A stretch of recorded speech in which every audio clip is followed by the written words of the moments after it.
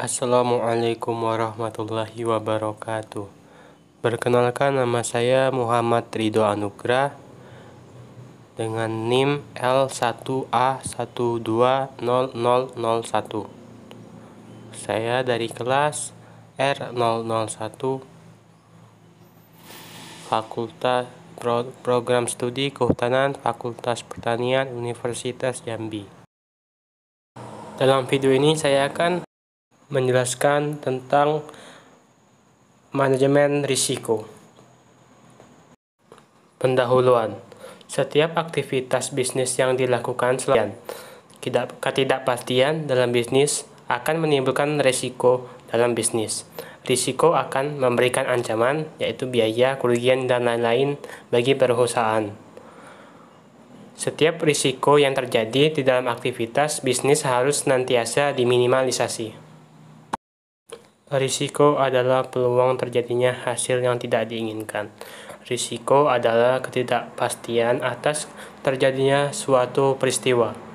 Risiko adalah penyimpangan hasil aktual dari hasil yang diharapkan. Risiko adalah probabilitas sesuatu hasil yang berbeda. Macam-macam risiko. Menurut sifatnya, risiko dapat dibedakan menjadi beberapa bagian. 1. Risiko yang tidak disengaja. Risiko murni adalah risiko yang apabila terjadi akan menimbulkan kerugian dan terjadinya tanpa disengaja. Misalnya terjadi kebakaran, bencana alam, pencurian, pengelapan, dan pengacauan. Risiko yang disengaja atau risiko spekulatif adalah risiko yang sengaja ditimbulkan agar terjadinya ketidakpastian memberi keuntungan seperti hutang piutang, perjudian, perdagangan berjangka. Risiko fundamental adalah risiko yang penyebabnya tidak dapat dilimpahkan kepada seseorang dan yang menderita tidak hanya satu atau beberapa orang saja, seperti banjir, angin topan, dan sebagainya. D.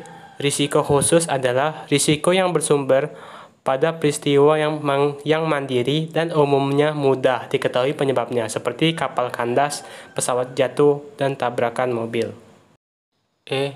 Risiko dinamis adalah risiko yang timbul karena perkembangan dan kemajuan masyarakat di bidang ekonomi, teknologi, seperti risiko keusangan, risiko di luar angkasa, kebalikan risiko statis seperti hari tua dan kematian. 2. Dapat tidaknya risiko dialihkan kepada pihak lain dapat dibedakan, yaitu risiko yang dapat dialihkan kepada pihak lain dengan mempertanggungjawabkan suatu objek yang akan terkena risiko kepada pihak asuransi. Risiko yang tidak dapat dialihkan pada pihak lain.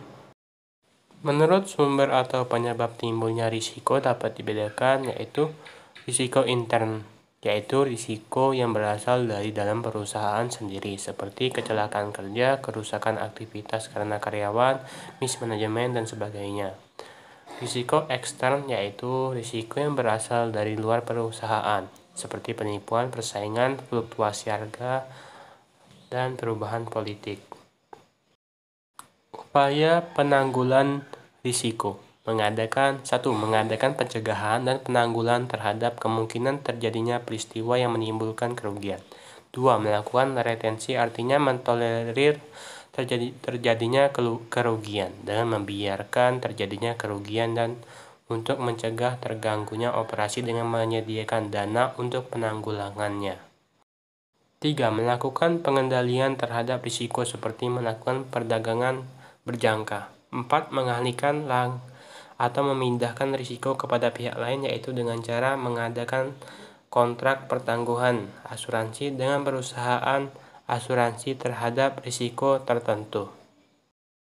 Manajemen risiko adalah pelaksanaan fungsi-fungsi manajemen dalam penanggulangan risiko. Manajemen risiko adalah suatu sistem pengawasan risiko dan perlindungan harta benda, hak milik, dan keuntungan badan usaha atau perorangan atas kemungkinan timbulnya kerugian karena adanya suatu risiko. Konsep risiko, hazard, peril, losser.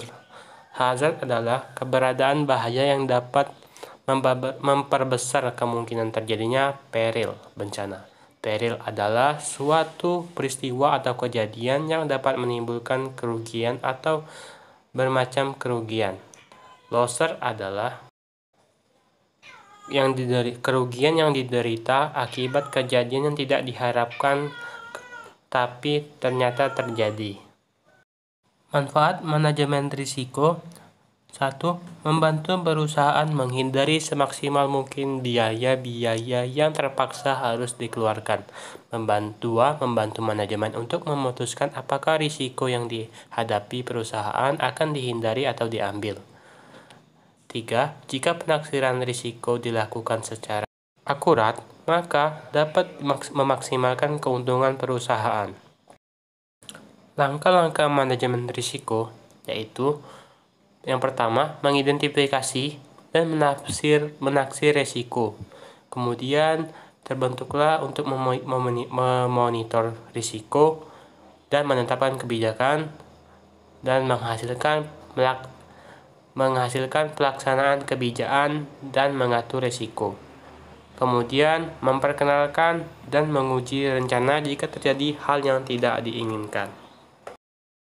Hubungan manajemen risiko dengan fungsi-fungsi lain dalam perusahaan. 1. Hubungan dengan fungsi akunting. 2. Hubungan dengan fungsi keuangan. 3. Hubungan dengan marketing. 4. Hubungan dengan kebijakan produksi. 5. Hubungan dengan engineering dan maintenance. 6. Hubungan dengan bagian personalia. Sumbangan manajemen risiko terhadap perusahaan, keluarga, dan masyarakat. Terhadap perusahaan, 1. Manajemen risiko mungkin dapat mencegah perusahaan dari kegagalan. Manajemen risiko menunjang secara langsung peningkatan laba dengan mengurangi pengeluaran dengan mengurangi risiko kerugian. 3. Manajemen risiko dapat menyumbang laba dengan cara yaitu keberhasilan mengolah risiko murni menimbulkan keyakinan dan kedamaian pada pimpinan perusahaan sehingga meningkatkan kemampuannya untuk menganalisis dan mengambil keputusan yang bersifat spekulatif karena dapat mengurangi fluktuasi laba tahunan dan aliran kas. 4. Manajemen risiko melindungi perusahaan dari risiko murni karena kreditur, pelanggan, dan pemasok menyukai perusahaan yang dilindungi. Terhadap keluarga, manajemen risiko akan mampu melindungi keluarga dari kerugian-kerugian yang parah sehingga keluarga terhindar dari musibah. Manajemen risiko memungkinkan keluarga untuk mengurangi pengeluaran asuransi tanpa mengurangi sifat perlindungannya. 3. Manajemen risiko dapat melindungi keluarga terhadap kematian, kesehatan, kehilangan, atau kerusakan harta benda sehingga lebih berani menanggung risiko dalam investasi. 4. Manajemen risiko dapat menyembuhkan keluarga dari tekanan fisik mental sehingga dapat menolong orang lain. Sekian dari saya. Wassalamualaikum warahmatullahi wabarakatuh.